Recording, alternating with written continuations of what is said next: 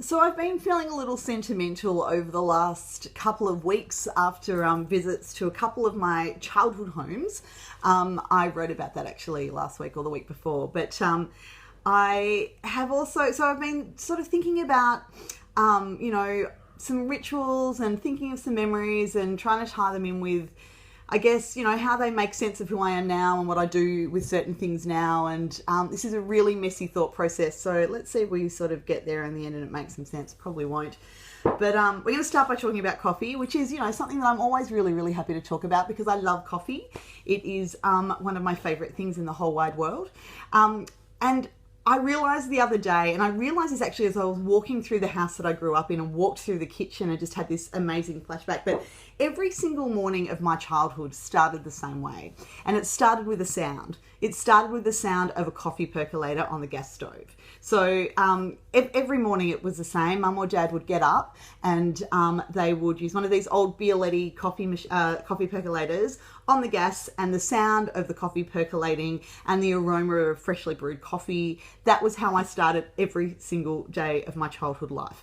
And then at the end of the day, it was sort of, I guess, bookended with, dinner would be over. We all would have cleared the table and cleaned up.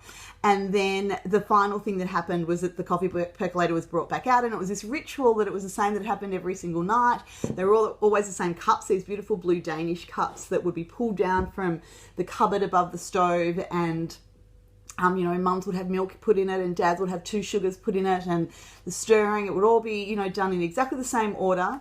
And then when I was really little, I was allowed to drink the dregs of Dad's coffee, which, when you think about it, was really just coffee flavoured sugar.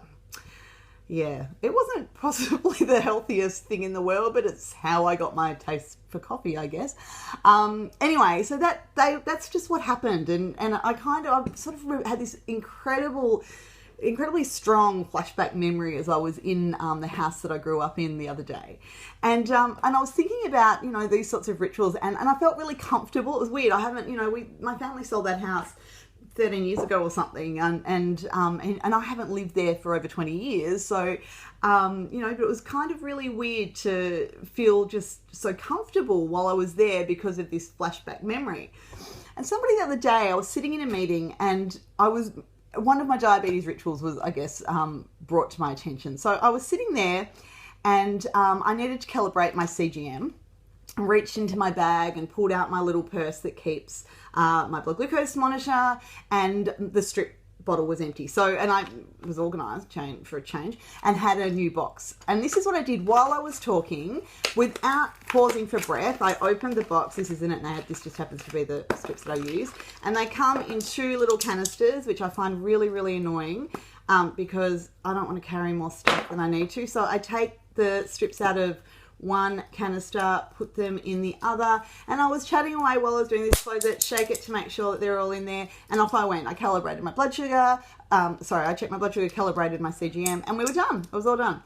Anyway, the woman who I was in the meeting with just stopped. She said, "You realise you just have not paused for breath to do that. Do you do that every time?" And I stopped and I thought, well, yeah, I do. It's sort of one of the things I do. I'm really systematic about it, and it's a thing that I do, and then I know that I've got, this will last me now, well, now it will last me ages because I only do 2 checks a day most days when I'm calibrating my CGM.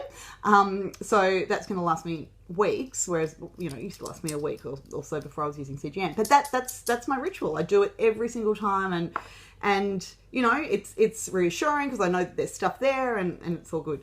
But I was thinking about it, rituals make us feel safe and secure. That's how I felt when, the coffee machine and we really like that. And I think with diabetes is a condition, well, for me, I feel so little safety and pretty much no security. I just feel high levels of anxiety most of the time.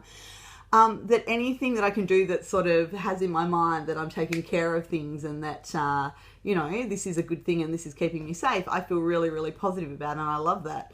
So I was just sort of thinking about all of that when I was walking through my childhood home and thinking about coffee.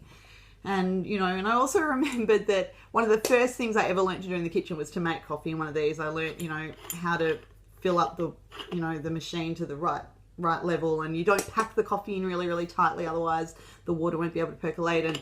And by listening, you know, I'd be able to listen to turn it off at exactly the right time. No Italian kids ever grew up without one of these on their stove pretty much all the time, I think.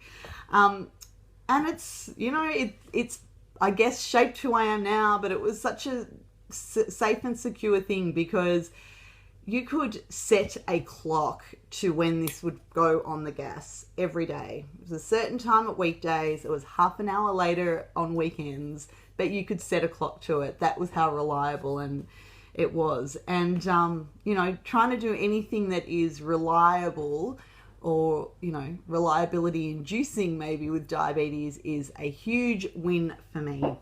Anyway, very weird thought processes, but I have been feeling a bit sentimental. I have been thinking about coffee, but I do that pretty much every day, and that's where I'm at. So there you go. I want to hear about your diabetes rituals though. What do you do that you do all the time, just to, you know, you probably don't even realize it. So I had to kind of, you know, it had to be drawn to my attention about what I do with my strip container. But think about it. I bet that we all do some things that just, you know, they help us feel safe and secure about living with diabetes. Okay, see you later. Bye.